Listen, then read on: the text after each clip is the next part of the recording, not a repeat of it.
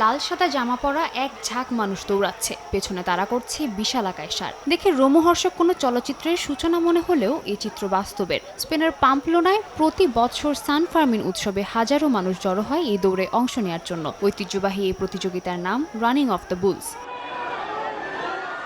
বিপজ্জনক এই প্রতিযোগিতায় অংশ নেন অ্যাডভেঞ্চার প্রেমী মানুষেরা। এতে হতাহতের ঘটনাও ঘটে। এ বছরও তার ব্যতিক্রম নয়। সারের তারা খেয়ে এবারও আহত হয়েছেন ৮ প্রতিযোগী, যার মধ্যে ৬ জনকে দ্রুত হাসপাতালে চিকিৎসার জন্য নিয়ে যাওয়া হয়। স্থানীয় সময় রোববার এ তথ্য নিশ্চিত করে নাভারা এলাকার জরুরি নিরাপত্তা বাহিনী।